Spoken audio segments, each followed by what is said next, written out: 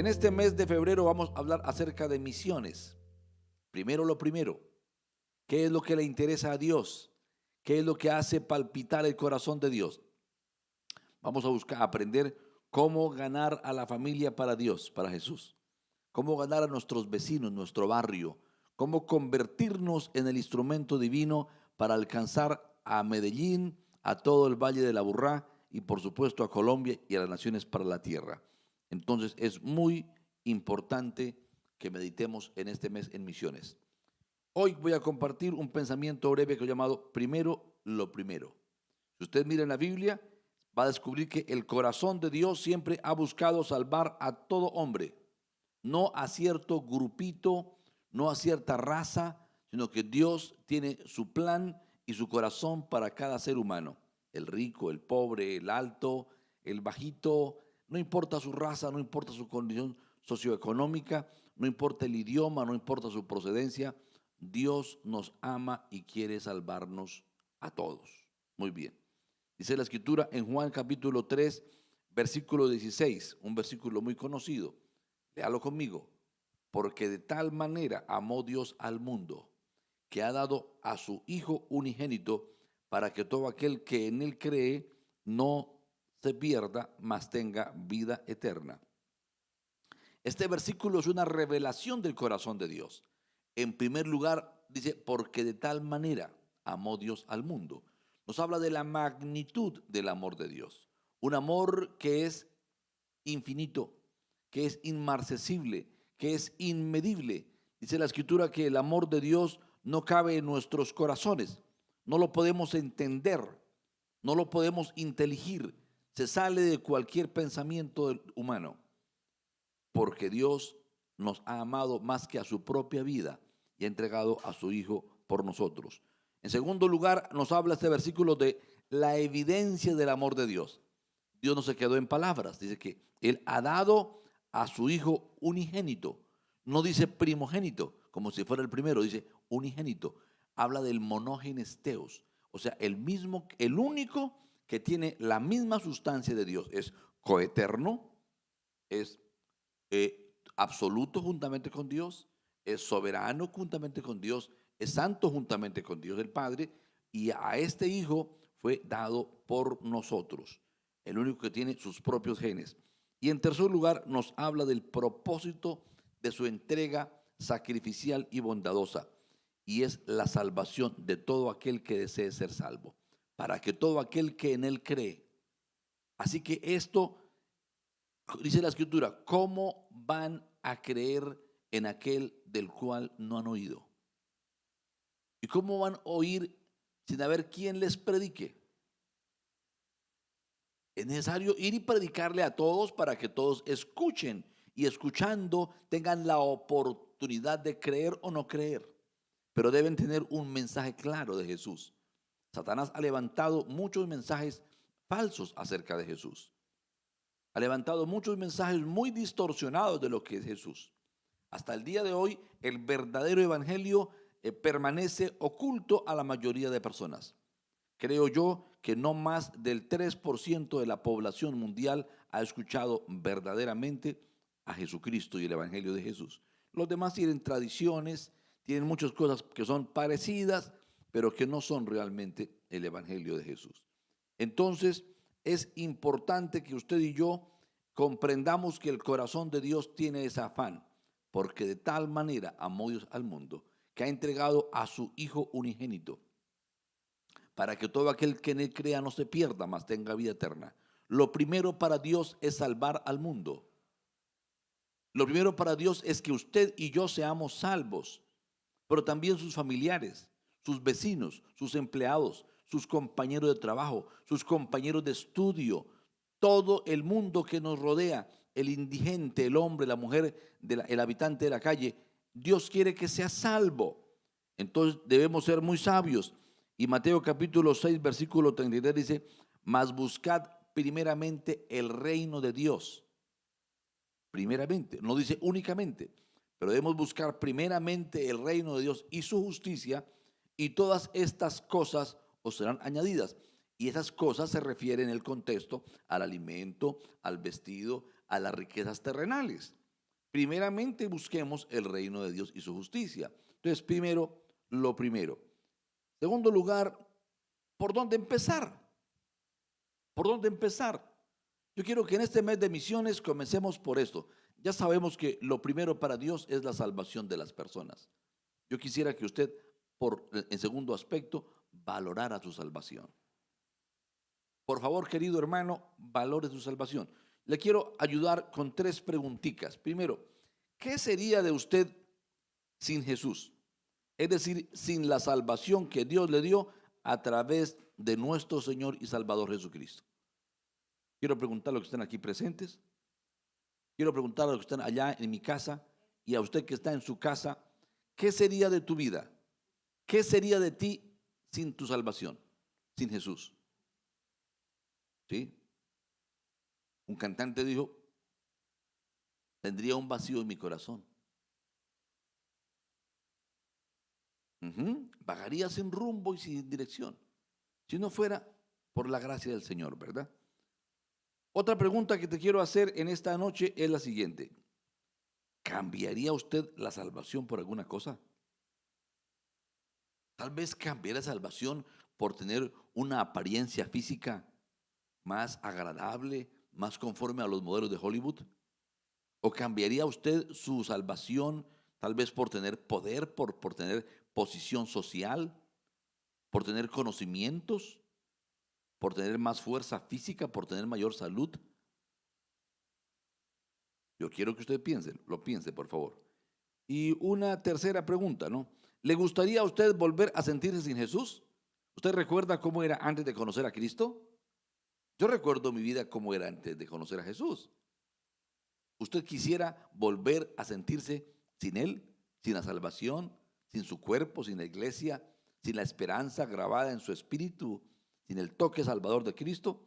Muy bien, vamos a ir respondiendo una por una de las preguntas, porque estamos hablando de valoración. ¿Qué sería de usted sin Jesús? Es decir, sin la salvación que Dios le dio a través de Jesús.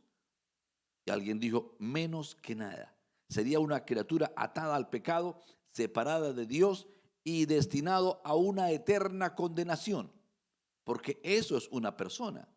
Ningún ser humano puede extinguir su vida. Ya hemos estudiado que el ser humano no es extinguible. La palabra muerte no significa extinción ni aniquilación, significa simplemente separación. Lo espiritual se separa de lo material y va a un lugar donde habita lo espiritual, pero un día va a resucitar y en cuerpo y alma va a ser transpuesto a la salvación eterna, a la consolación con Dios, o va a ser sacado de la presencia de Dios a una condenación eterna, pero una condición sufriente, con las fragilidades humanas de la tierra, la enfermedad, el cansancio y la fatiga, pero inmortal. Es una situación muy terrible. Por ese motivo Dios ha querido salvarnos, porque Él conoce la condición del hombre y sabe las consecuencias de una eterna condenación. Dice en Efesios capítulo 2, versículo 1 en adelante, y Él os dio vida a vosotros cuando estabais muertos en vuestros delitos y pecados. Si Cristo desapareciera de nosotros, su obra, su accionar, volveríamos a estar muertos en delitos y pecados. Volveríamos a ser menos que nada. Preferible no existir que existir y perder la salvación. Dice, en los cuales anduvisteis en otro tiempo, siguiendo la corriente de este mundo, conforme al príncipe de la potestad del aire, el espíritu que ahora opera en los hijos de desobediencia. Los que no conocen a Jesús, los que no conocen a Dios, están gobernados por todo el poder del demonio que opera hoy día. Así que hoy día hay inmoralidad sexual, hay avaricia, hay un egocentrismo impresionante, un egoísmo terrible, hay un amor al dinero como nunca, hay un hambre de consumir recursos y de darnos placer como nunca ha ocurrido en la historia de la humanidad. Así éramos usted y yo. Tenemos que recordar y valorar nuestra salvación. Dice, entre los cuales también todos nosotros vivimos en otro tiempo en los deseos de nuestra carne, haciendo la voluntad de la carne y de los pensamientos, y éramos por naturaleza hijos de ira, lo mismo que los demás. Así que yo le pregunto, ¿quién sería usted sin Jesús? Aquí está la respuesta. Un hijo de ira, un enemigo de Dios, un títere del diablo, movido por el sistema actual, por toda la escala de valores de un mundo pecaminoso y perdido, muertos en delitos y pecados. Eso seríamos almas condenadas a una eterna condenación. La segunda pregunta que hice para ayudarnos a evaluar la salvación fue, ¿cambiaría usted la salvación por alguna cosa? ¿Por cuál? ¿Por cuál? Y la respuesta es no. No, no hay. No hay forma de cambiarlo. En segunda de Pedro, capítulo 2, versículo 20 en adelante dice, si, ciertamente, si habiéndose ellos escapado de las contaminaciones del mundo por el conocimiento del Señor y Salvador Jesucristo, enredándose otra vez en ellas, son vencidos, su postrer estado viene a ser peor que el primero. Está hablando si regresamos a las tentaciones, a la concupiscencia, al dominio del diablo y del mundo, y somos vencidos, dice, porque mejor les hubiera sido no haber conocido el camino de la justicia, que después de haberlo conocido, volverse atrás del santo mandamiento que les fue dado. Pero les ha acontecido lo del verdadero proverbio. El perro vuelve a su vómito y la puerca lavada a revolcarse en su cieno. El proverbio dice que como el perro vuelve a su vómito y la puerca lavada a revolcarse en su cieno, así es el pecador que regresa a su pecado. ¿Habríamos de cambiar la salvación por algo? Nos convertiríamos en algo asqueroso. Sería la negación, la contradicción más absurda, apartarnos del Señor después de haberlo conocido. La tercera pregunta, ¿le gustaría a usted volver a sentirse sin Jesús? Yo he tenido sueños donde Dios me ha recordado cómo era yo antes de conocer a Jesús.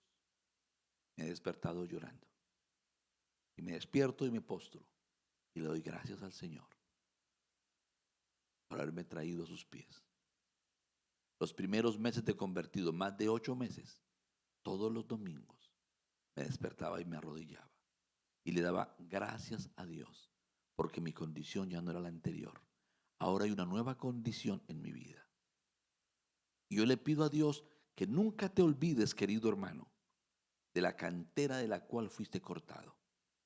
Nunca te olvides quién eras antes de, cómo estabas de triste, de abatido, de confundido, el terror de la muerte que te sacudía, el temor de la enfermedad, el terror de una condenación eterna, la incertidumbre acerca de quién eras y para dónde ibas.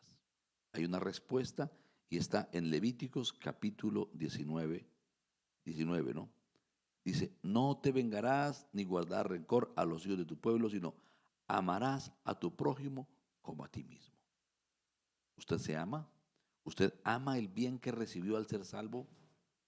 ¿Usted tiene gozo y contentamiento por ser salvo? ¿Usted no quisiera volver a hacer lo que fue? Por favor, piense en aquellos que hoy no conocen a Jesús. Piense en la angustia y en la soledad que vive el hombre sin Dios, la sin esperanza. Algunos tienen una sospecha de que hay un Dios. A otros se les ha hablado, pero no han tomado decisiones. Viven angustiados y temerosos. Viven huérfanos en este mundo. Necesitamos pensar en ellos. En el libro de Hebreos, capítulo 10, versículo 36 en adelante dice, porque os es necesaria la paciencia para que habiendo hecho la voluntad de Dios, obtengáis la promesa. Hay tiempos difíciles. Y señores, hay tiempos difíciles. Todos somos tentados. Todos pasamos por temporadas de entrenamiento especial. Hay seminarios intensivos que a veces duran una semana, un mesecito, y algunas veces hay intensivos de un semestre completo. Pero es necesaria la paciencia. Dice así, porque aún un poquito, y el que ha de venir vendrá y no tardará.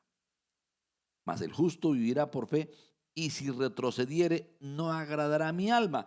Pero nosotros no somos de los que retroceden para perdición, sino de los que tienen fe para preservación del alma.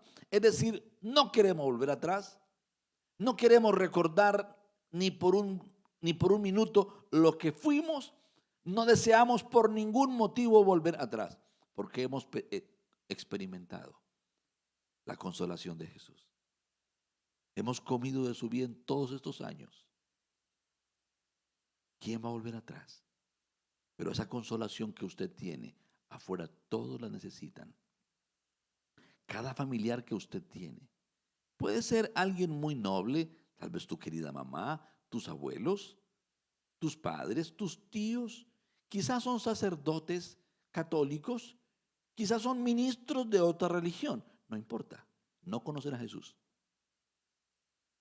Por muchos, entre más camándula manejen, es una evidencia de que no conocen a Jesús. Entre más rezanderos, más vayan a diferentes misas, evidencia de que no conocen a Jesús. Y usted debe tener compasión de ellos y ayudarlos. Así que la conclusión hasta aquí es que deberás entonces interesarte en la salvación de los demás con tanto o mayor ahínco que por la tuya propia. El texto dice, amarás a tu prójimo como a ti mismo. Y como no quieres perder la salvación, como no te imaginas sin la salvación, como no puedes visionarte de ninguna forma sin Cristo, por favor, debes anhelar este bien para otros. Por eso, el punto de partida es motivacional y también de comprensión. La comprensión de lo que tenemos nos debe causar la motivación para quererlo transmitir a quienes no lo tienen. Imagínese que usted haya sido picado por una serpiente muy venenosa y así como usted ha picado a miles y miles de personas la misma serpiente y usted tiene el antiofídico, el antídoto, y usted se lo aplica y le funciona y tiene un garrafón suficiente para aplicárselo a todos los demás. ¿Se quedaría usted en su casa viendo Netflix? ¿Se quedaría en su casa comiendo hasta ponerse gordito de comer y no correría a aplicarle la vacuna a los demás? No creo. Yo creo que el sentido común no lo haría. Usted correría a vacunar y pediría quien le ayude a vacunar a otros. Es lo que Cristo quiere en esta noche, retarte. Valora tu salvación, comprende tu salvación, valoras tu dignidad como hijo de Dios, has experimentado la vida de Cristo en ti, la conoces. Por favor, no permitas que tus familiares vivan sin ella.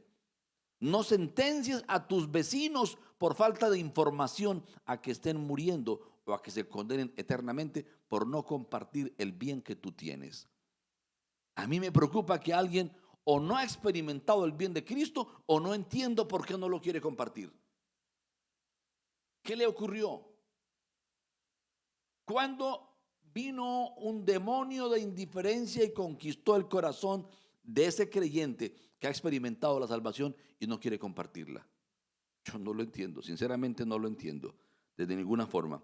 En segundo lugar, que usted tiene que hacer, si ya usted valoró la salvación y comprende la riqueza que tiene para compartir con otro, por favor, revise qué herramientas tiene para cumplir su cometido. Yo le quiero mostrar primeramente cuál es el cometido. Es muy fácil hablar del cometido. Ir por las naciones a ser discípulos. Pero quiero mostrarles brevemente lo que dice Hechos capítulo 1, versículo 8. Ahí está el cometido.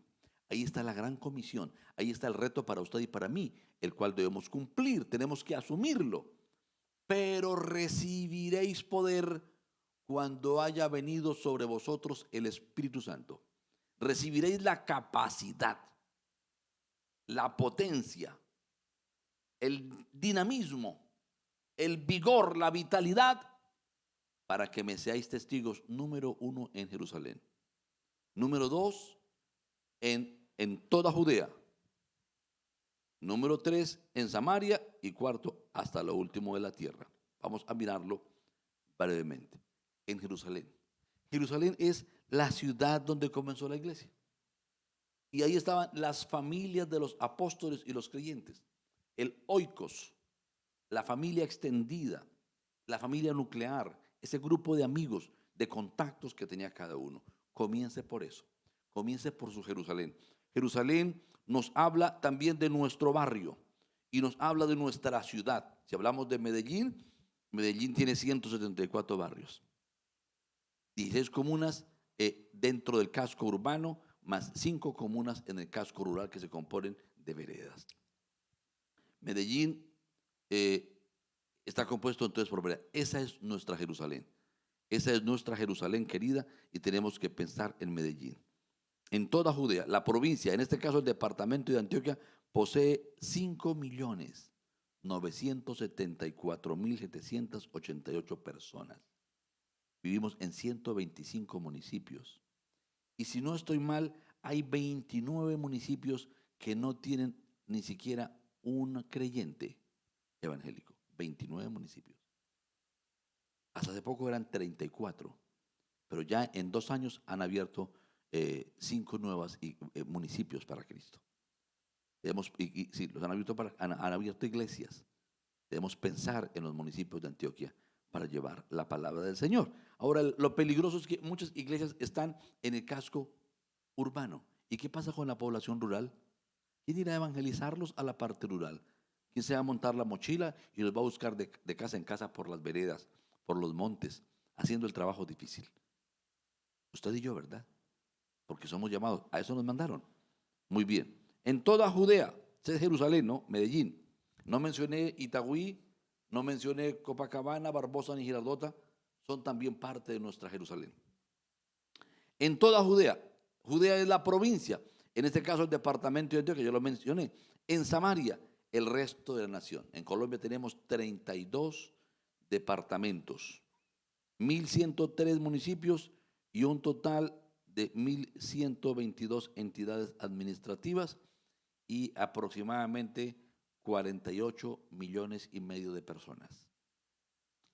Muchos viven en extrema pobreza, en el campo, donde no entra la internet, donde no entra la televisión, escasamente alguna señal de radio, en pocas bandas. Tenemos que llegar allá caminando. Hay que salir de la comodidad para ir a ellos. Tenemos que llegar a ellos en alguna forma.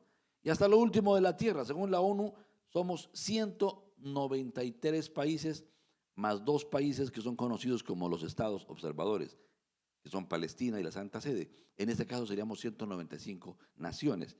Pero ¿sabe usted que según el Comité Olímpico Internacional no somos 193, sino que somos 206 naciones, porque 206 naciones envían un comité olímpico a los Juegos Olímpicos? Y según los códigos ISO, que son los que regulan los permisos de la Internet para que haya dominio de Internet, somos 250 estados en la faz de la Tierra. 7.843.488, 7.843.488.450 personas estábamos vivos en Colombia hasta hoy a las 4 de la tarde que revisé el dato. ¿Cuáles de ellos son los más valiosos? Yo quiero preguntarle. ¿Quién de ellos es el más valioso? ¿Serán más valiosos los países tercermundistas, los indígenas, las comunidades afro, o tal vez no, los anglosajones o los arios? No, queridos. Cada ser humano fue el motivo de que Jesús fuera a la cruz. Cristo murió por cada uno de ellos y cada uno de ellos tiene el derecho de oír acerca del amor de Dios en Cristo Jesús. Ellos tienen el derecho y nosotros les negamos ese derecho o se los permitimos. Por eso estamos hablando acerca de misiones. Estamos hablando acerca de misiones. Es el cometido. 7.843.488.450 personas. Muchísimas personas. Muchísimas personas. Es el cometido. Este año la población mundial ha aumentado más de 12 millones de personas y apenas llevamos 1 mes y 3 días. Las herramientas para hacer la obra. Permítame que le diga cuáles son las herramientas. Durante este mes pretendo ayudarlos a estudiar cómo ganar a la familia para Jesús. Cómo ganar a nuestro barrio para Jesús. Cómo ganar a nuestra ciudad para Jesús. Cómo extendernos. Espero en Dios ser eficaz. Le ruego sus oraciones. Número 1, la oración. La oración. En el Salmo 2, En el versículo 8 dice la escritura: pídeme y te daré por herencia las naciones y como posesión tuya los confines de la tierra. Usted puede arrodillarse en su habitación y comenzar a orar por la China, por el Japón, por Rumania, por Birmania, por Turquía, por Bangladesh, por España, por Portugal, por Francia, por Liberia, por cada lugar de la tierra. Y usted puede derramar su corazón. Por eso Jesús le dijo a los discípulos: ¿cómo? ¿No habéis podido orar conmigo ni siquiera una hora? Si usted toma un mapamundi o toma ¿cómo se llama? Un globo terráqueo de esos, ¿cómo se llaman? Un mapamundi.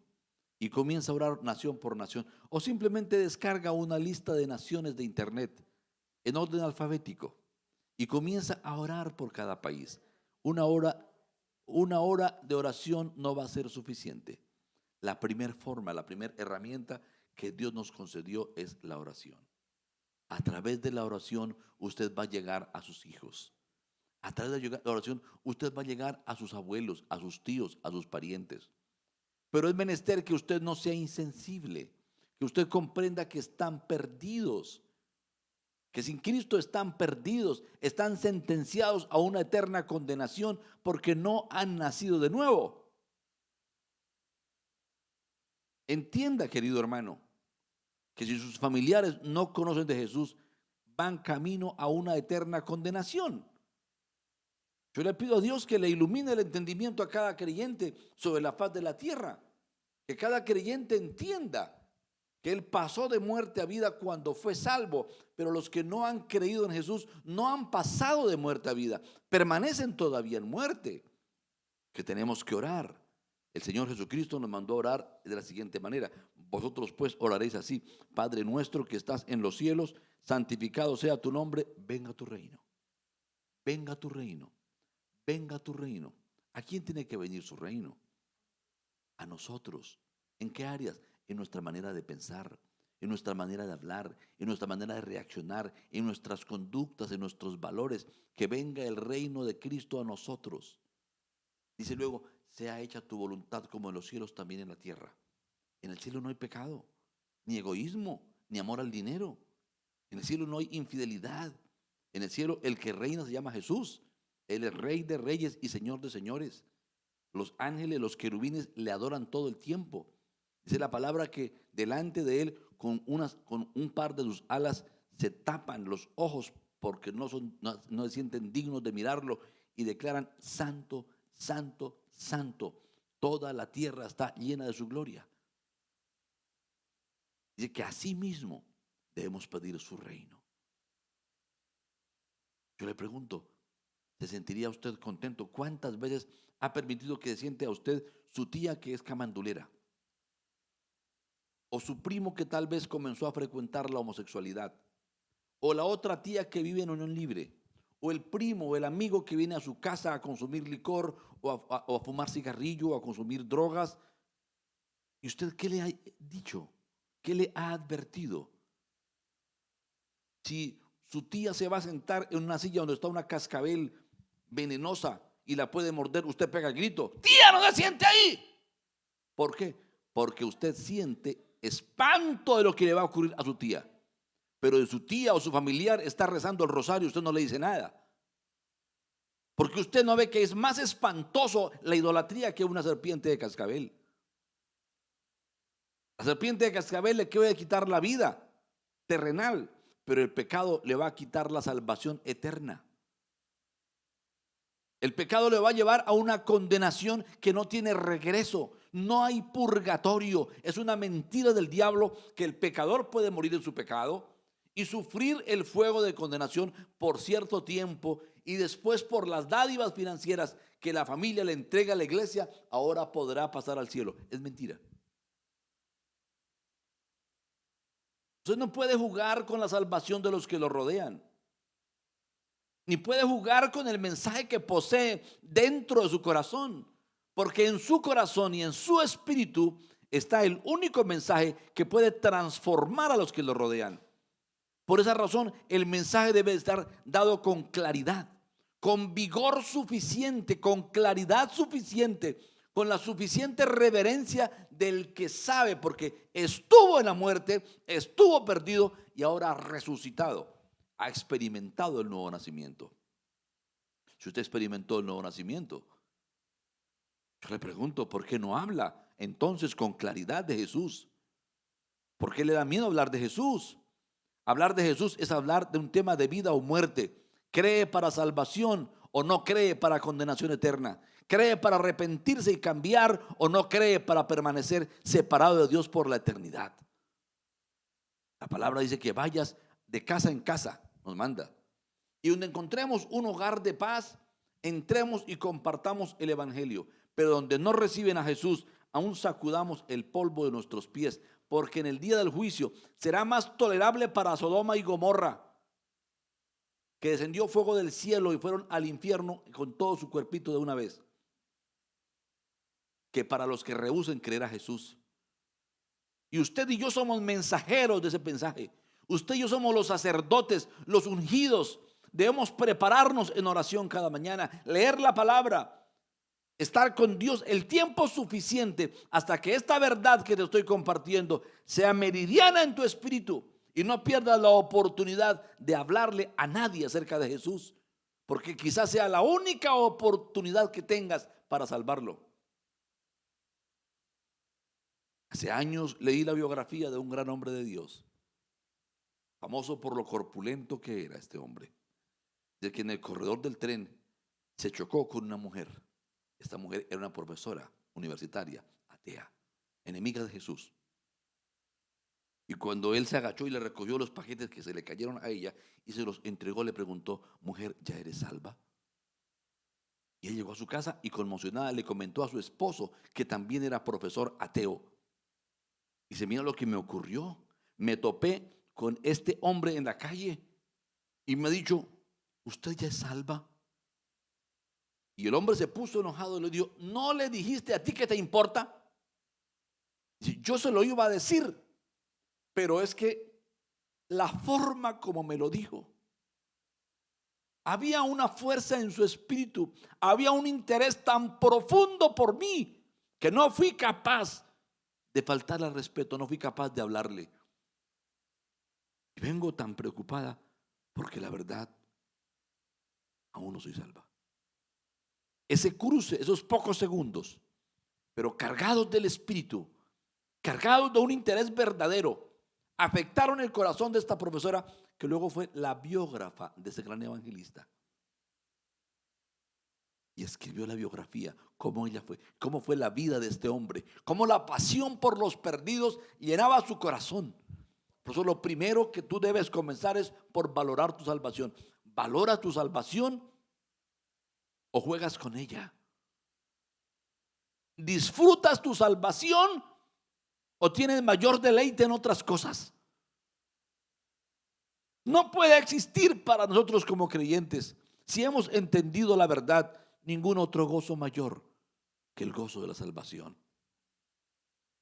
El gozo de Jesús en nosotros, el gozo de ser santos, de haber comenzado una vida nueva, de sentir cómo Él nos arrancó del pecado y cómo nos trajo a un reino nuevo.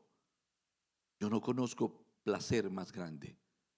Tengo hijos hermosos, tengo una esposa bellísima, tengo amigos fantásticos que yo no me los merezco. Continuamente recibo expresiones de cariño de las personas. Todo es bonito, duermo bien, como bien, pero ningún placer puede reemplazar al gozo de mi salvación.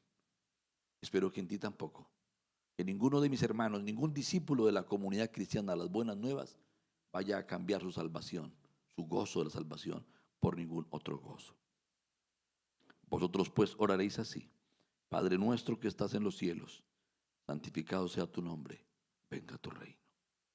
Venga tu reino a nuestros gobernantes. Venga tu reino a los guerrilleros, a los paramilitares. Venga tu reino a los narcocomerciantes, a los narcoconsumidores.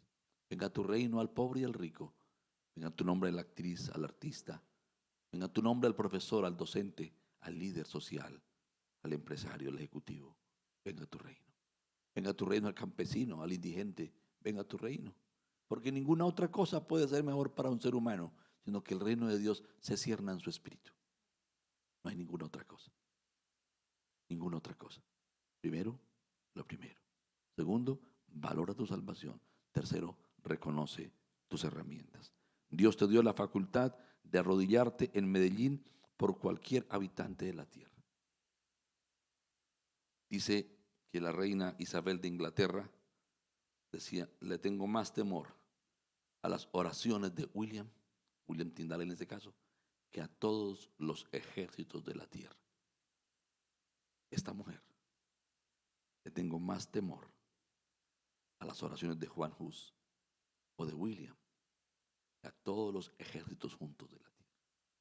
Porque la oración de un hombre ante Dios puede llegar a cualquier lugar de la tierra. Pídeme las naciones y te las daré por herencia y por posesión tuya los confines de la tierra. Dobla tus rodillas por tu familia. Suplica por la salvación de tu familia como si fuera la tuya. Suplica por la eterna salvación, por el perdón, por el arrepentimiento de los demás, como si fuera tu propia vida, porque a eso somos llamados. Primera de Timoteo capítulo 2 versículo 2 dice: exhorto ante todo a que se hagan rogativas, oraciones, ante todo, peticiones y acciones de gracias por todos los hombres, en este caso más de 7.884.000 personas, para que vivamos quieta y reposadamente en toda piedad y honestidad, porque esto es bueno y agradable delante de Dios nuestro Salvador, el cual quiere que todos los hombres sean salvos y vengan al conocimiento de la verdad, porque hay un solo Dios y un solo mediador entre Dios y los hombres, Jesucristo hombre. No hay dos puentes. Tu familiar es testigo de Jehová, compadécete de él. Si pertenece a cualquier otro credo, católico, musulmán, los credos humanos son respetables. No nos llamaron a faltarle al respeto. Pero sería una indolencia saber que están engañados en una religión sin vida, que están siendo gobernados todavía por el pecado, que solo Cristo transforma. Hay un solo mediador entre Dios y los hombres, Jesucristo hombre, y tienes que orar por ellos para que venga a su reino y así podamos vivir quieta y reposadamente. Podemos orar y Cristo va a hacer grandes cosas. Es la primera herramienta. Yo no me explico por qué un creyente se levanta a las 7 de la madrugada, 8 de la madrugada, y no siente sentimiento de culpa. Yo no me explico, honestamente se los digo la verdad. Yo no me explico cómo un creyente se puede levantar, ir a su trabajo sin haber orado. Eso para mí no es concebible. Un creyente tiene que levantarse a orar por los perdidos en primer lugar, a estar con Dios, a ejercer su ministerio. Es lo primero que debe hacer. Cuando un creyente ora, Dios puede colocar en ese creyente la verdad y le da sensibilidad. De lo contrario, el creyente comienza a ser permeado por el mundo, a pensar como el mundo, con los valores del mundo, con las regulaciones del mundo, con la relatividad del mundo. Pero cuando un creyente ora, se llena de la luz de Cristo y no va a andar con embajes, no va a estar engañando a la gente que lo rodea. Les va a hablar con amor, con lágrimas, pero con pasión acerca de la salvación. Yo no me explico cómo alguien puede compartir con un vendedor sin compartirle de Cristo. ¿Cómo puede viajar en un taxi sin compartirle al taxista? ¿Cómo puede llegar a una oficina de banco y hacer un trámite bancario y no hablarle de Jesús? Yo no puedo. Yo tengo que hablarle de Jesús. Yo siento que lo importante no es el servicio que Él me colocó ahí para hacer luz de esa persona. Yo le pido a Dios que tu espíritu también despierte, que entiendas que eres el instrumento de Dios. Tal vez tengas solamente 1 minuto o 2 minutos, tal vez tengas 5 o 10. Aprovecha el tiempo, aprovecha el recurso, aprovecha el pasar junto a ese vendedor. Cuando usted le compra las verduras a alguien, pregúntele: señor, señora, ¿usted ya es salvo? ¿Cómo así? Si usted llegara a pasar a la eternidad hoy, ¿a dónde iría su alma? ¿Ha pensado en eso? Me iba a viajar una vez en un vehículo desde Sincelejo hasta Montería y le pregunté al conductor, ¿usted ya es salvo? Dijo, no sé a qué se refiere. Le dije, ¿usted viajaría ahora mismo para Montería en su carro con la dirección rota y sin frenos? Dijo, no, no, no, de ninguna manera. ¿Cómo así? Nos matamos. Yo le dije, es menos peligroso ir de Sincelejo a Montería con un carro sin dirección y sin frenos que caminar un día por la calle sin la salvación. Usted no sabe cuándo va a morir. Usted no sabe cuándo va a pasar la eternidad. Si usted no está en Cristo, usted tiene garantizada una eterna condenación porque todo ser humano es pecador. Este hombre fue impactado. Buscó que me sentara junto a él y viajamos esas 2 horas y le compartí de Cristo. Y tuvo la oportunidad de recibir a Jesús. Y así por el estilo, yo busco en todo lugar, en cada momento. Si estoy de vacaciones, viene la mucama a tender mi cama o viene alguien a traerme unos alimentos. A ese alguien le hablo de Jesús. A ese alguien debes hablarle de Jesús. Por amor de Dios, entiende que en tu boca hay salvación. Hay palabras de vida o palabras de muerte en tu boca. Palabras de vida si tú testificas de Jesús y palabras de muerte si callas y dejas al que te rodea en el estado en que está. Somos los sacerdotes del Señor. Es la primera herramienta. La segunda herramienta que Dios quiere utilizar son tus discípulos. Y eso vamos a comenzar a hablar el domingo. Los discípulos tuyos. A través de tus discípulos, tú llegas a donde tú no puedes llegar. Yo llego a través tuyo, que usted es mi discípulo, primeramente de Cristo. Pero a través tuyo yo puedo llegar a Cali, no sé, a donde usted tenga contactos. Jesús de Nazaret solamente trabajó ahí en Israel y formó a 12. Y les dio instrucciones, voy a colocar mi espíritu para que lo hagan en todo Jerusalén, luego en todo el departamento, y luego en toda la nación, y luego hasta lo último de la tierra, y hasta el día de hoy lo estamos haciendo, porque esa es la estrategia de Jesús, hacer discípulos.